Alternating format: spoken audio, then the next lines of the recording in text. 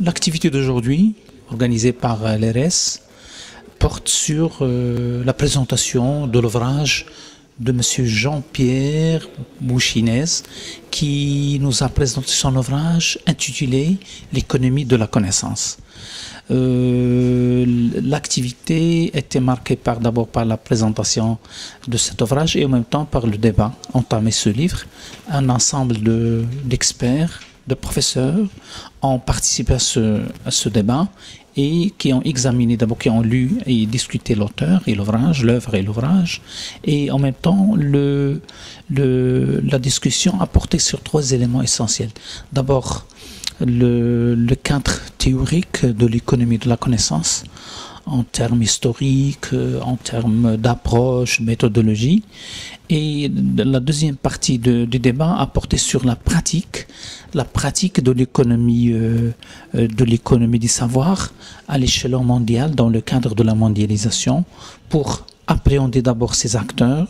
ses contraintes et ses perspectives. Plus particulièrement, le débat a porté sur la discussion des différents concepts avancés dans le livre de l'ouvrage, dans l'ouvrage de l'auteur, et qui consiste à examiner d'abord les concepts pour faire une distinction entre économie tacite, express, étant donné que l'économie politique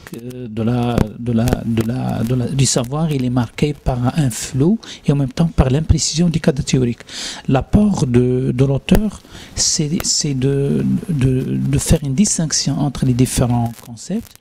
puis d'évaluer leur portée et leur pertinence pour tracer, enfin, à la fin de son livre, un ensemble de recommandations pertinentes,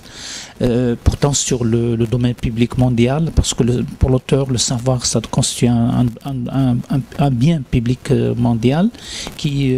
doit être protégé, sauvegardé et en même temps évalué pour le bien de l'humanité. Et surtout, il considère que ce bien, il est au service de l'humanité, c'est un patrimoine, d'où l'importance d'assurer une certaine transparence dans l'échange du savoir et de la connaissance à tous les niveaux pour permettre à tous les habitants de ce globe d'échanger plein d'informations et de connaissances.